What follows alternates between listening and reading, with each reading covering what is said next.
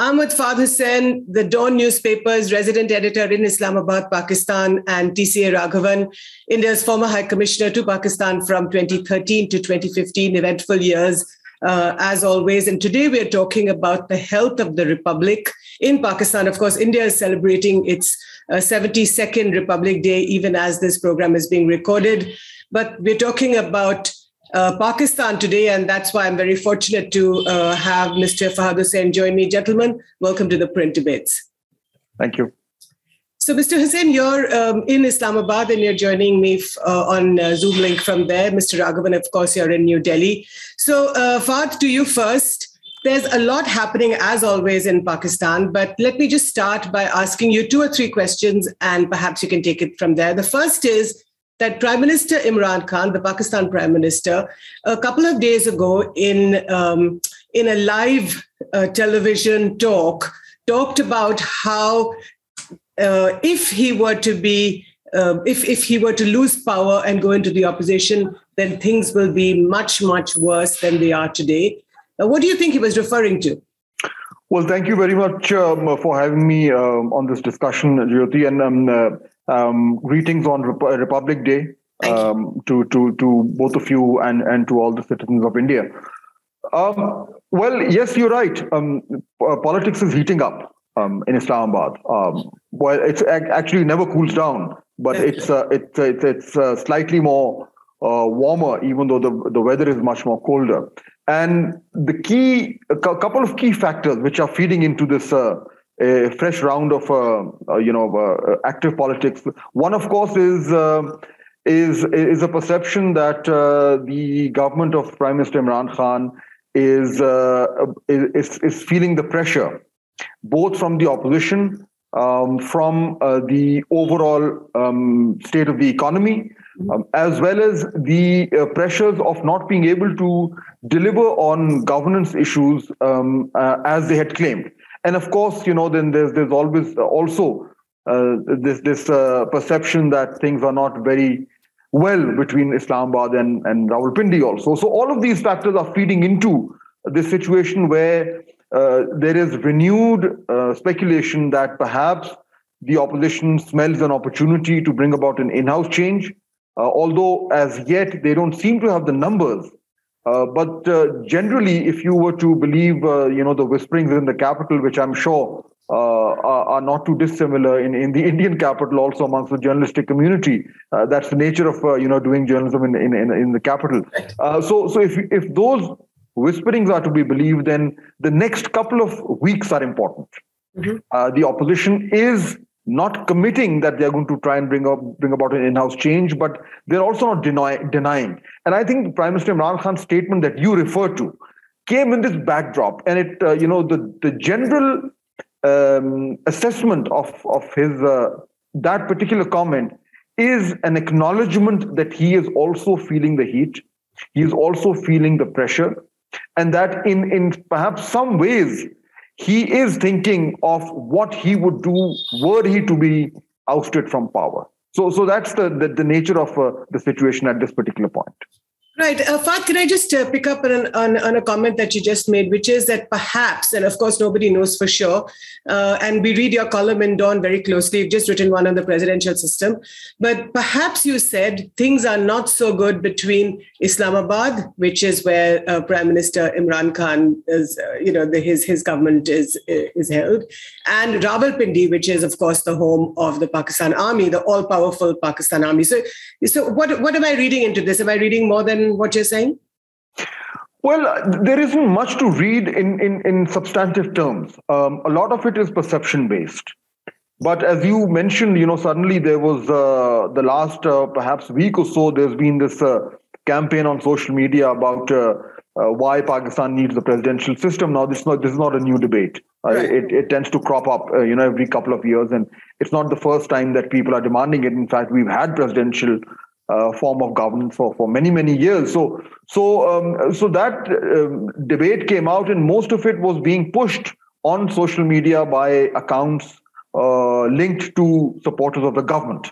And the narrative that we are hearing from a lot of people who support the government is that, well, one of the key reasons why the government of Prime Minister Imran Khan has not been able to come up to expectations is because he's not being allowed to work because of the limitations of the parliamentary system. And therefore, if there was a so-called imperial presidency, then somebody like him could deliver better results. So, of course, that debate is not going anywhere, and I think it's going to die out. But I think it feeds into the nature of political uncertainty that is gripping Islamabad nowadays. Right. Mr. Raghavan, listening to Fahd Husain from Islamabad, you're probably thinking of of the good old days when you were there. You've served there a couple of times. But of course, never a dull day in Pakistani politics. And how do you see what's going on? What Fahd is referring to. Do you think that there is some sort of discomfort or tension between Rawalpindi, which is the Pakistan Army establishment's headquarters, and Prime Minister Imran Khan? Well, thank you for inviting me. Well, in Pakistan, it's very difficult to say because there is always a certain level of static on the civil-military issue. And one doesn't know how much of it is real and how much of it is engineered by different people for different purposes. So this question of the relationship between Islamabad and Rawalpindi is a perennial one, and there are people, and probably many of us have been part of that. People have made a whole industry out of it on the basis of really very little concrete information. One thing is clear, that such speculation mounts whenever there is an impending change. And certainly this year is going to see by the end of the year, the term of the current Chief of Army Staff will come to an end. Next year, a general election is due in Pakistan. So those are factors which raises the level of the static. Mm-hmm. And certainly, while there have been, if press reports are to be believed, friction points between the military and Islamabad, whether this is being made too much of or not, is something which we can only speculate about. We don't really know for certain. Okay, Fahd, Mr. Raghavan is hedging his bets. He's not telling us what New Delhi is thinking. Perhaps New Delhi is also, watching the situation as closely as journalists like yourselves in Islamabad. But tell me, what is very interesting for some of us here is that about 10 days ago, Pakistani Prime Minister, Mr. Imran Khan, there was a piece by him in some of the Pakistani papers in which he talked about this concept called the Riyasat-e-Madina. Now, of course, you are the Islamic Republic of Pakistan. There's no question about it. But, we do go back to Jinnah's August 11, 1947 speech when he says that the country is equal for everybody.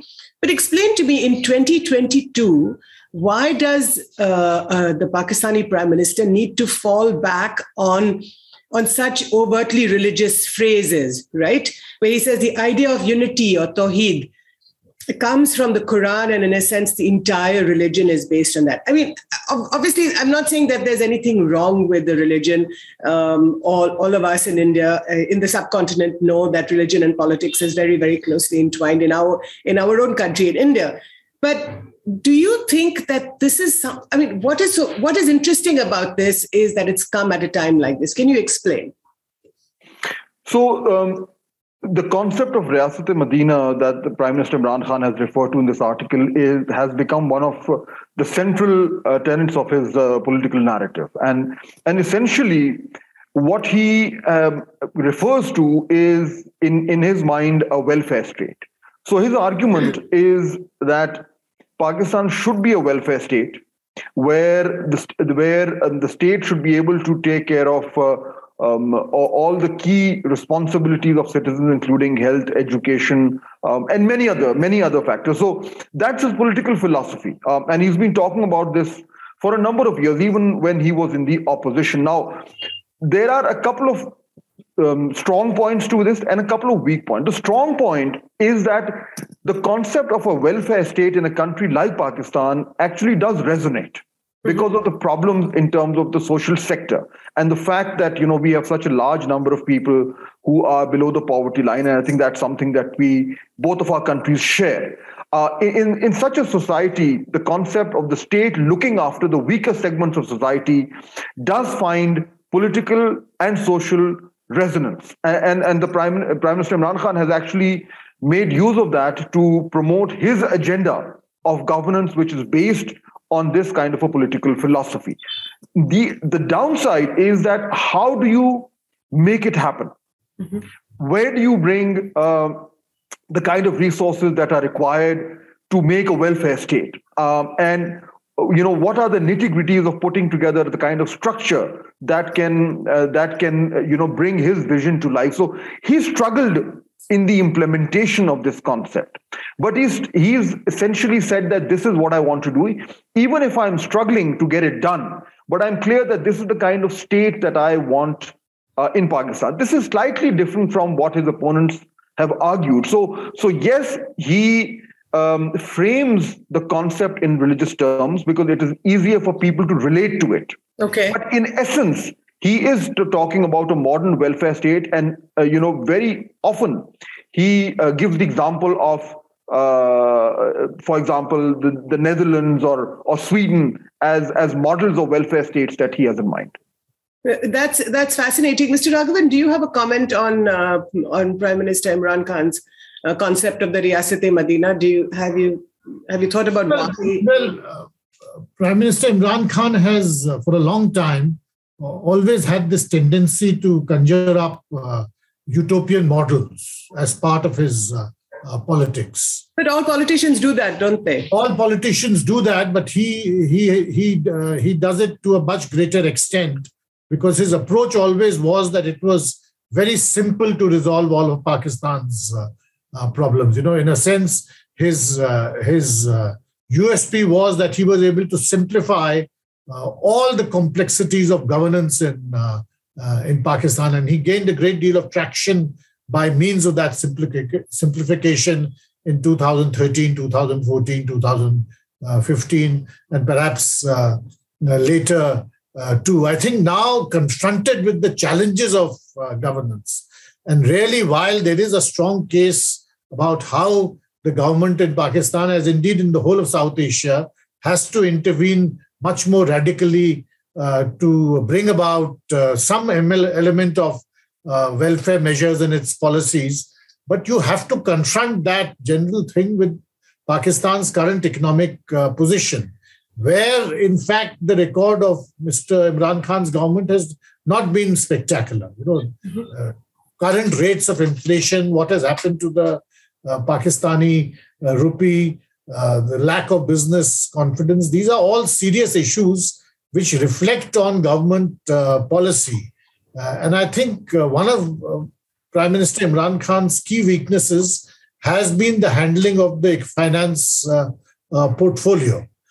So while it is good to have these radical programs, but when you're in government, you have to be confronted with reality all the time. And I think there he is facing major problems.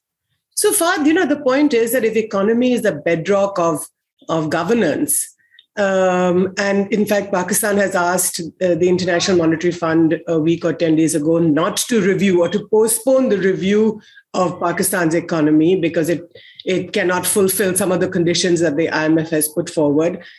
But let me ask you to connect the dire economic situation with the first national security policy that has just been released, which talks about economic security as the core of national security. But, it's all very interesting. These comments are all very interesting on the one hand. But the fact is, if you do not trade, if you refuse to trade or have any economic interaction with your biggest neighbor, which is India, then how are you supposed to resolve at least partly the problems that you have? So the IMF issue is a major one. Pakistan has recently passed a finance bill which will put a lot of pain on consumers and citizens because of the high taxes. But that was a requirement. And I think there was a consensus in Pakistan that we did not have a choice. We had to pass that bill to qualify for the IMF program, which we need. So that is done. The bitter pill has been swallowed. So I think we will go through the IMF. It might take a little while, but I don't think the program is under any kind of a threat. So that's pretty much done. However, I agree with you that the economic situation is rather difficult right now. And therefore, when you refer to the national security policy, which has recently been announced, the question is, well, it is all well and good to talk about making economy the central pillar of your national security paradigm, and shifting or pivoting from geopolitics to geoeconomics. But if you take that concept, how do you marry it to the reality on the ground? That is a question that is being asked. One answer to that is that the national security policy document that you've referred to is a sort of it's not an operational plan. It is more like a guideline. And we've had discussions with the authors of this policy, including the National Security Advisor, Dr. Moeed Yusuf. Okay. And their argument is that this is a loose guideline for what we should be aiming for. It provides a direction, a bigger picture for this government, for whichever government comes next. But it does not delve into the operational nitty-gritties of how to go about doing that. That is something which is an evolving document. So yes, to an extent, the criticism is valid that this policy does not provide you a very clear roadmap of how to go about obtaining the objectives of geoeconomics. But what it does is take that concept and lay it bang center into our list of priorities. And that is, if nothing else, at least it focuses our energies into agreeing as a policy that this is where we need to go, regardless of how we end up going there. Okay, so Fahd, I'm going to come back to you on the India question. But Mr. Raghavan, last year, when the question of trade with India came up in Pakistan, and we heard, of course, nothing was on the record, but we heard that the Pakistani establishment, which is all powerful, was on board. It was in favor of reopening economic interaction with Pakistan. And then something happened in the Commerce Ministry. So, how did this go down in India? How do you look at it? Well, I think in India, amongst a small section, there would have been an element of disappointment, because even over here, equities had built up with regard to India-Pakistan trade, especially in Punjab, to some extent in Haryana and in Delhi. But in terms of the larger national economy, or in the larger framework of the Indian economy, it did not have much of an impact, because the fact is that India-Pakistan trade has remained a very small fraction of our total trade, and it has never been able to build up the kind of economic traction which its potential may have indicated existed. So it has remained, especially when viewed by many people in India, more as a confidence-building measure rather than as an economic instrument. No, but even as a confidence-building measure, Fahd, the point is, why would you not trade with India? India and Pakistan, we are neighbors. We are entering the 75th year of the anniversary of our independence. Why would you refuse to trade with India? Well, there is a body of opinion in Pakistan which believes that trading with India is something that we should relook at our decision on that particular aspect. But of course, here's the problem. The situation has gotten a bit complicated because trade is now seen within the larger context of bilateral relations. And that bilateral relations clearly since 2019 have gone completely south. Now, here's the interesting thing which I would like to pinpoint. There is if you look at the Pakistani decision-making apparatus, both in terms of the establishment as well as the key major political parties, there is almost a consensus that we require better relations with India. Almost. Now that, I believe, is in sharp contrast to the constituency for better relationship in India. From what we look at, whether either it is the ruling party or the other political parties, or even public opinion, in fact, even the media, if you look at the Indian media. So we see a strange contrast where when we talk to all the key political stakeholders in Pakistan, nobody disagrees with the fact that we need better relations. The only problem is that it is getting very difficult to speak with India and find any response which would lead to some initiative. Okay. We know there was a back channel last year. Yeah. It went on for a couple of, perhaps even a year before it became public. And from our end, I was also following it very closely. And from our end, Pakistani state was all on board in terms of trying to find some headway, some progress from that back channel. Mm-hmm. But it ended up, because from what we've been told, it ended up with zero outcome, because from the Indian side, after a point, there was no response, despite some assurances that there would be some action on the ground. So the back channel was, in a way, a proof enough that Pakistan wanted to somehow, improve relationship. But since that's not happening, trade becomes a casualty of that. Even though in isolation, everybody would agree that trade would benefit us, okay, but in the larger context, it's become a casualty. Mr. Raghavan, I think Fahd is making some very interesting points. The fact is that there is hardly a consensus within India whether India should improve relations with Pakistan, or for that matter, Prime Minister Modi should go for the SAARC summit, which India has come in the way of not allowing it to be held for the last 5 years, since 2016, actually. Well, it is true that public opinion in India has increasingly got more and more jaundiced and cynical with regard to Pakistan.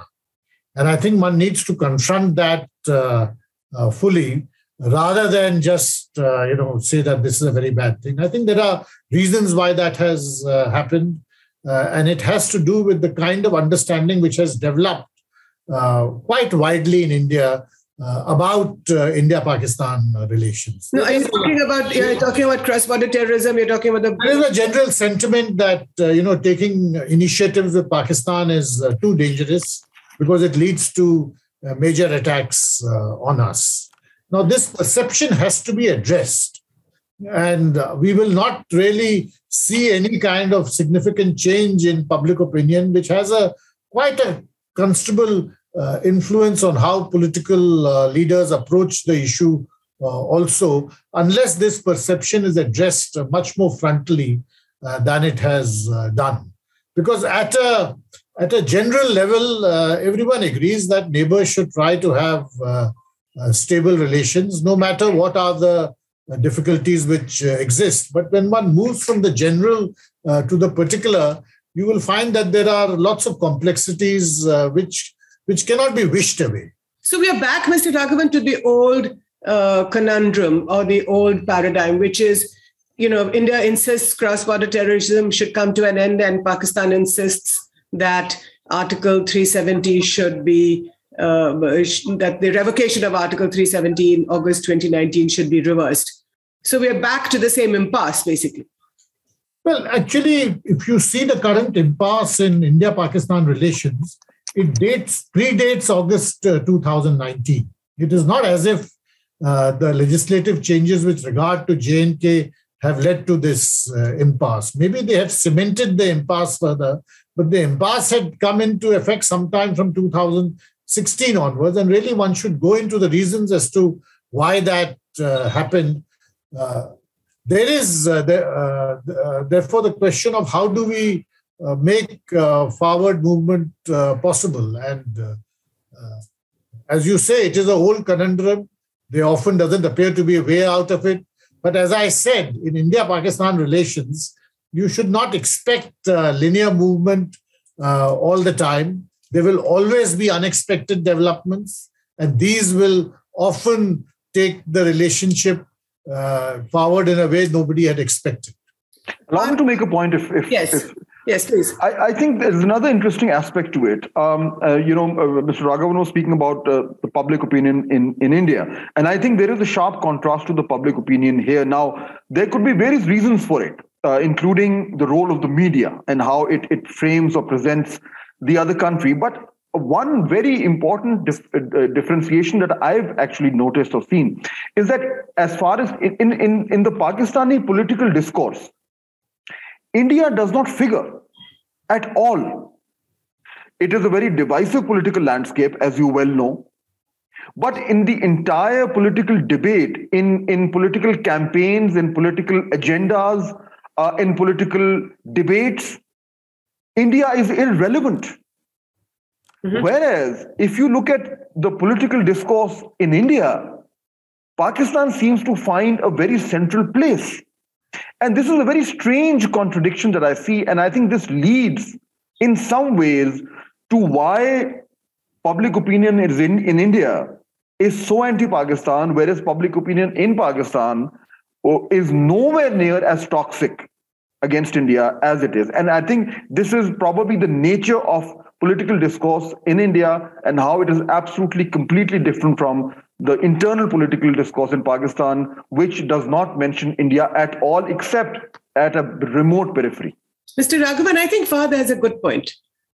Well, superficially, it has appeared so, and people have commented upon it for the last quarter of a century. But as I said, it's a somewhat superficial assessment.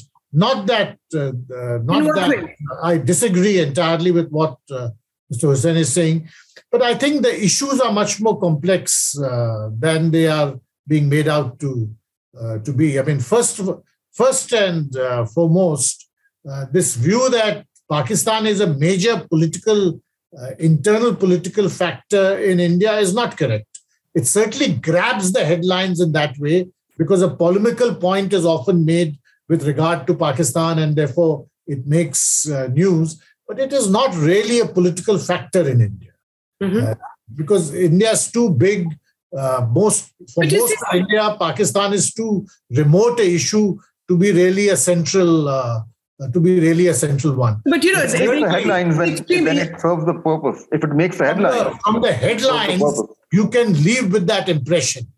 But if you look beneath the headlines, you may find that what the headlines are doing are only misguiding you to an extent. But it are the headlines which actually shape public opinion.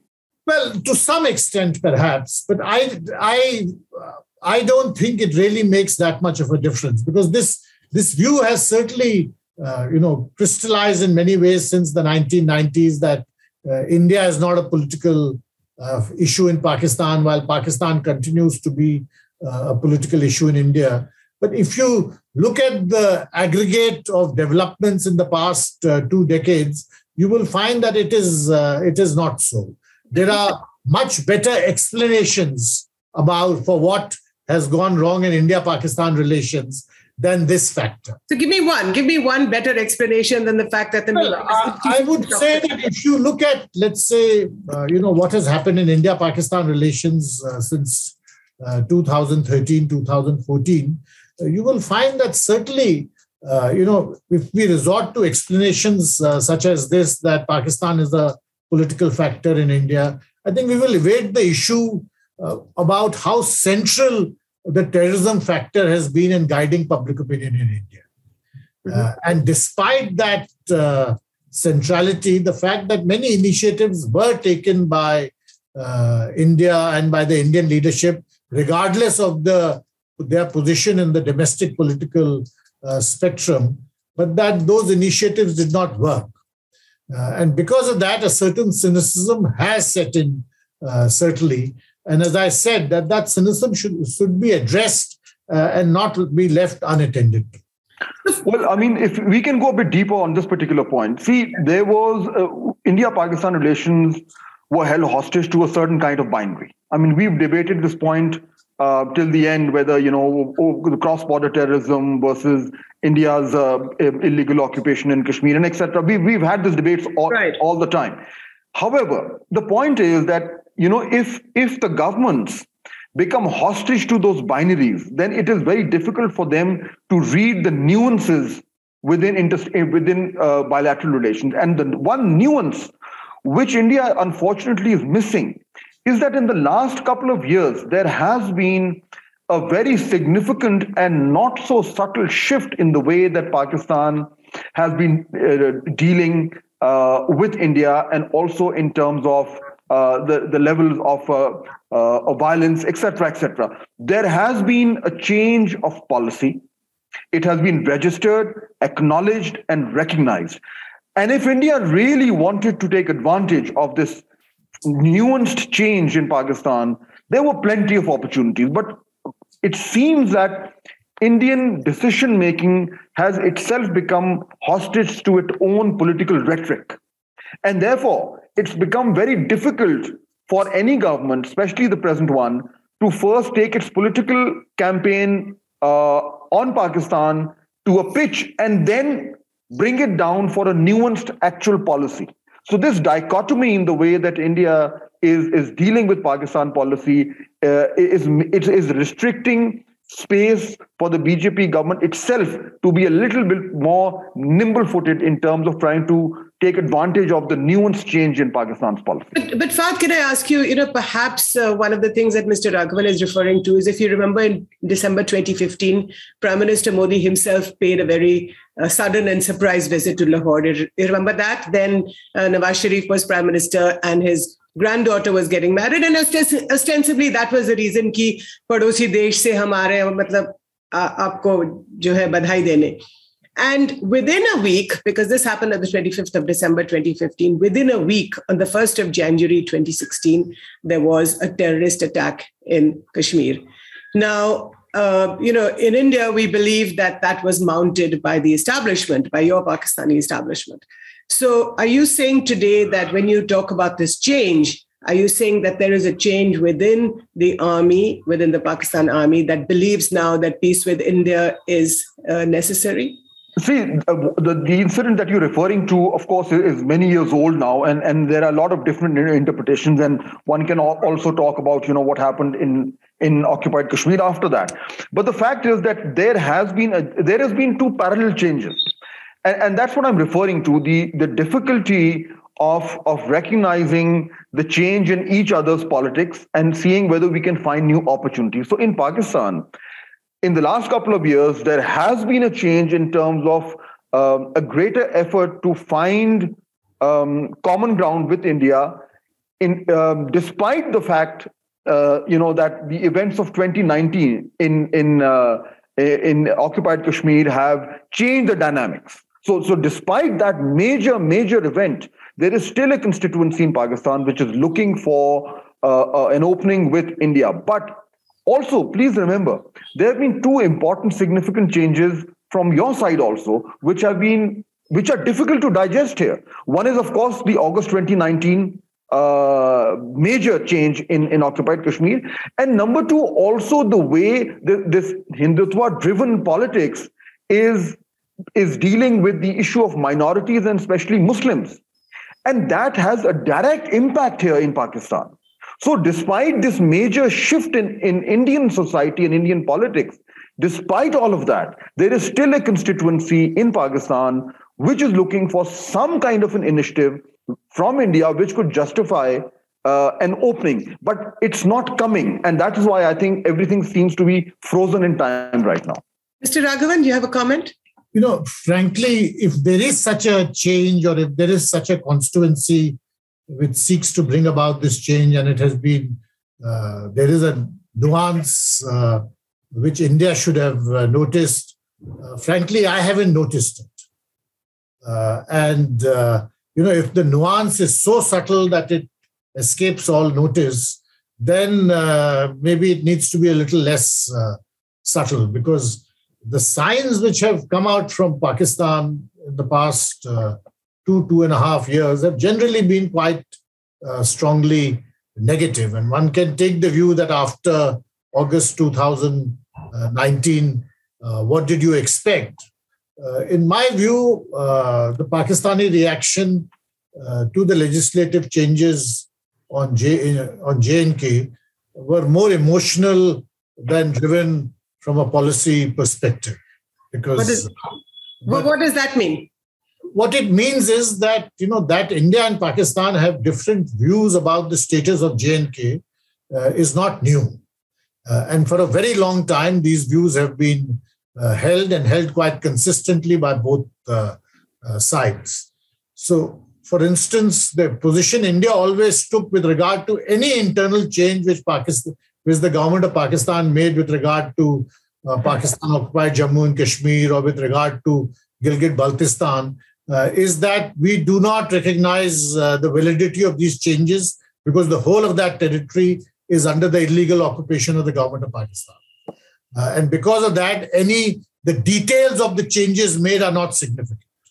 Now, for Pakistan to suddenly say that the J&K Legislative Assembly, which they have never recognized, and there are any number of occasions when it had nothing to do with the Chief Minister of J&K or the J&K Legislative Assembly or the state of J&K, suddenly for it to have assumed so much importance in Pakistan's internal domestic discourse or in fact in its foreign policy discourse, to me, it appeared that this was a change driven more by sentiment than by any clinical understanding of how foreign policy should be conducted. But if you look at the larger framework of bilateral relations, then of course, from our point of view, the issue of Kashmir forms the core of that. But there are a number of other issues which form part of the larger matrix of bilateral relations. The issue right now, at this particular point, is are the two countries ready and willing to improve the relations? And if you were to ask Pakistani decision makers today, are you desirous of better ties with India? The answer, I suspect, would be yes. I'm not sure what the answer would be in New Delhi. No, but Fahd, let me interrupt you here, because the question is that when you're talking to public opinion inside Pakistan to ask this question, do you want better relations with India? On almost a daily basis, you hear Prime Minister Imran Khan, not so very long ago, whose language about Prime Minister Modi and about India is not very helpful, right? And actually, what is interesting is that you don't hear the Pakistani establishment say very much. I mean, obviously, your DGISPR is not going to talk about India on a daily basis. But what we hear, and the question to you is that that it seems that the Pakistan army is on board, but it doesn't seem to me that Pakistani Prime Minister Imran Khan is on board. Am I correct in that assessment? Well, I mean, if we are to gauge the intentions of a government by what they say in their political statements, then, I think we should be ready for India, Mr. Modi, to be launching yet another attack on Pakistan any day. I don't think that's going to happen. So. And I hope not. But of course, as we just agreed that, as Mr. Raghavan also said, that, political discourse has its own dynamics and Pakistan figures very prominently in Indian political discourse. But the fact is that interstate relations are, of course, a bit more nuanced. And of course, Mr. Raghavan would know it much better than I do because, that's his profession. But as an observer, what I see is that if the states really genuinely want to improve relations, then there is there's a wide spectrum of things that can be done, initiatives that can be taken, ways that some thawing can take place. All of that can happen. Pakistan currently, I believe, has a constituency for that, but it cannot do it alone. And it tried to do that through the back channel. Although, by the way, what we have been told is that back channel was initiated by India, but it was also ended by India because it couldn't go ahead with the assurances that it had given in order to take the back channel forward. So things kind of froze there. They can still open up, but for that to happen, the Pakistani establishment, the Pakistani political leadership, the Pakistani government needs to know that India is interested in taking some steps forward which would justify Pakistan reciprocating. I think that's not happening. No, but I think, listen, I mean, obviously, the acrimony has gone on long enough. The Balakot strikes were also about 3 years ago.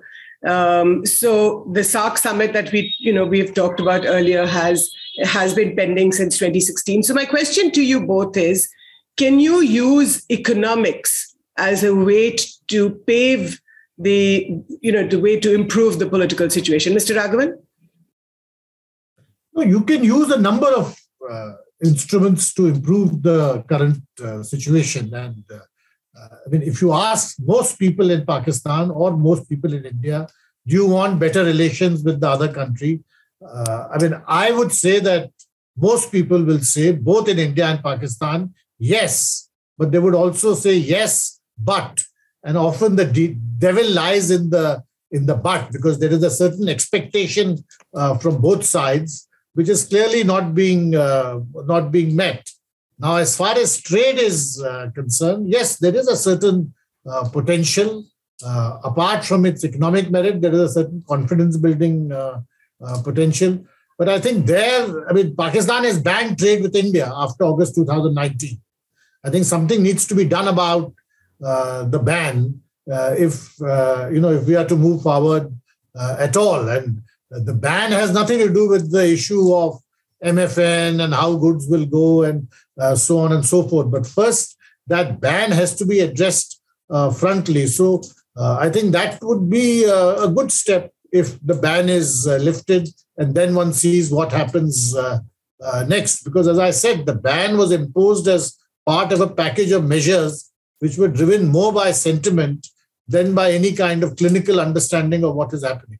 Because, Fahd, the point is that if you did not recognize the instrument of accession of Jammu and Kashmir to India in 1947, why are you so upset about the fact that Jammu and Kashmir is now part of the Indian Union formally? Lots of changes have taken place these last 73 or 75 years. So going forward, I would imagine that could be one way, that connects both to the national security policy, where you talk about geoeconomics being an underpinning of geostrategy, as well as the Riyasat-e-Madina, because a welfare state needs to be a richer state, at least. See, the issue of Jammu and Kashmir remains the core for Pakistan, and it will remain so. Now, of course, India has its own position. So does Pakistan. Our position is based on the UN resolutions. You also have your position, and we maintained that position till now.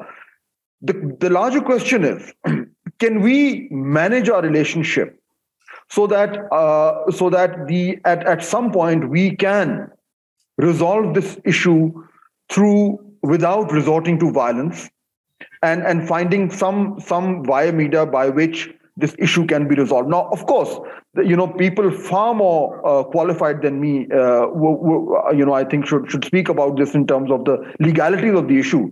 But what I can say is that in terms of managing this relationship where it stands today, we can either allow it to deteriorate, or we can try and somehow bring it back from the brink.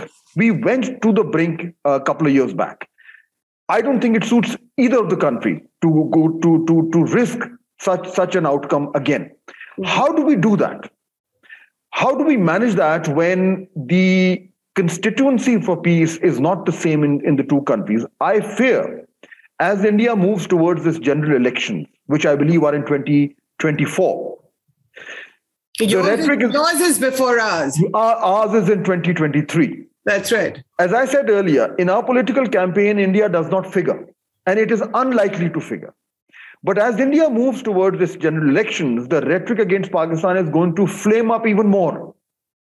In such an environment, how do you take small incremental steps to improve ties with the other country when your political rhetoric is going the other direction and making it much more difficult to do that? So while we need to do that, we want to do that, and we should do it, I don't see it happening because of the political limitations that perhaps the government in India has imposed on itself.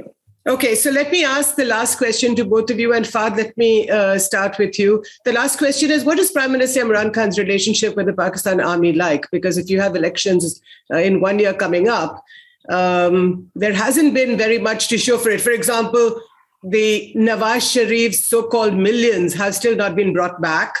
In fact, the head of your accountability bureau was forced to quit earlier this week, Mr. Shahzad Akbar. So the question is the Pakistan Army still backing Imran Khan? Well, I think in the elections, what will really matter now is the governance performance of Prime Minister Imran Khan. I think the government knows very well that they are in trouble with the voters because of steep inflation, which is the primary cause of unrest right now. And I think that has already eaten up a lot of political capital that the Prime Minister had. He still has time. Elections are still about a year and a half away. If he can control inflation, I think he would have won half the battle. If he can't do that, he is in trouble. So I think the key determinant in terms of whether Pakistan Tehreek-e-Insaf can get another term, it depends a lot on their performance and the voters' perceptions in terms of what they can do in the next 5 years to improve their lives at a time when the main political opposition, which is the PMLN of Mr. Nawaz Sharif, is still as strong as it was in Punjab, which means that it is the primary challenger. And if in Punjab the PTI cannot deliver the kind of results that they have claimed, then they could be in trouble. So, Fahd, the question, if elections were held today in Pakistan, would Imran Khan come back or would it be Nawaz Sharif's party?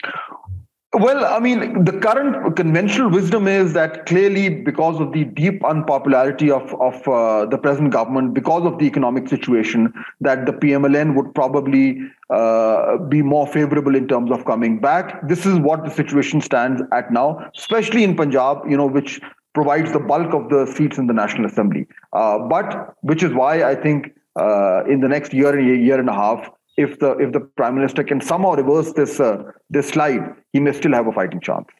Mr. Raghavan, your comments on, do you think that Imran Khan has lost favor with the Pakistan army? Why is he not, the question of controlling inflation or improving the economic situation, of course, remains. But what in your view is the situation like between the Pakistan army and Imran Khan? Well, I think there is a certain level of frustration with Prime Minister Imran Khan because of his governance failures. And that frustration is there both within his own party and possibly also extends to the Pakistan military. How much that frustration will lead to actual political change, one doesn't know. And certainly, I think it is too early to start predicting what the 2023 election results will be like. So why don't you predict, Mr. Raghavan? You're no longer a diplomat. I really don't know. I have no sense of the situation on the ground, and probably what Fahd has said would make more sense. But in my view, as I said, these issues are not as if they've come up for the first time now. The civil-military issue, what the military thinks about the government. I mean, this is a perennial talking point in Pakistan, and one should always keep that in perspective, rather than be subject to what can be called confirmation bias, that we are looking for what we want. But Fahd, before I let you go, what is... Can I just say something with regard to what Fahd was saying? While it is easy to be negative about India-Pakistan relations, to my mind, there are also positive aspects one should always keep in mind. The ceasefire at the beginning of last year came out of nowhere, and it was not expected, certainly in many circles. Similarly, the developments which have taken place with regard to the Kartarpur Sahib corridor are also good ones. The passage of wheat through Pakistan for helping Afghanistan is again a good development. So I don't think the overwhelming negativity of India-Pakistan relations should make us overlook these positive factors, because as I said, change when it comes will not be linear. It will be unexpected. So perhaps Mr. Raghavan is letting on more than he should, Fahd. But before I let you go, I'm going to ask you, if Nawaz Sharif is more popular today than Imran Khan, and of course we don't know what's going to happen a year from now, how do you think his relationship with the army is being brokered? Because we know that he was exiled or at least thrown out of the country because the Pakistan army didn't want him here. Just a quick word. Just a couple of weeks back, I was in Kartarpur. It's a remarkable place, and it can really become a major CBM if both countries focus on it. And we saw how those two brothers, 75 years apart, actually came together. That was such a powerful... It is a very powerful... it's a great opportunity if done right. I think Mr. Nawaz Sharif is currently keeping his cards very close to his chest. We don't know what he's thinking. Most of his party people also don't know when we speak to them. And he's doing it deliberately because obviously these are tense times with high stakes. I think everybody realizes that PMLN is a reality. Perhaps a couple of years ago, a lot of people predicted that the party is going to break up and the Sharifs might be left high and dry. That hasn't happened. Right. It's still very much intact, still very much popular, and it is still very much a reality. I think that this particular aspect changes the dynamics of Mr. Sharif's relationships with everybody, given the fact that he is reality. What the final outcome would be, obviously, is the big question. We don't know. But he is currently, if not the major player, one of the key players who will determine which way the politics of Pakistan is going to go in the next short term to medium term. So he is talking to the Pakistan army. We don't know. These are all, as I said, even his party people are asking us, are this so he if he is doing it, he's keeping it very close to his chest. But the general perception is that clearly there is some warming up going on. But if you were to ask me if I could, put my credibility on the line for that, I'll probably be a little bit more cautious. Okay. Never a dull day in Pakistan. I mean, as a journalist, I'd love to travel there. And I hope that my good friend, the Information Minister, Fawad Chaudhry, is going to give us a visa someday. But until that day dawns, we hope that India-Pakistan move towards much better relations and trade, perhaps, whether it's through the national security policy and geoeconomics, perhaps that's one way to get there. But I thank you, both of you, Fahd Husain from Islamabad and Mr. Raghavan from Delhi, to speak to the Print events. Thank you very much. Thank you. Thank you.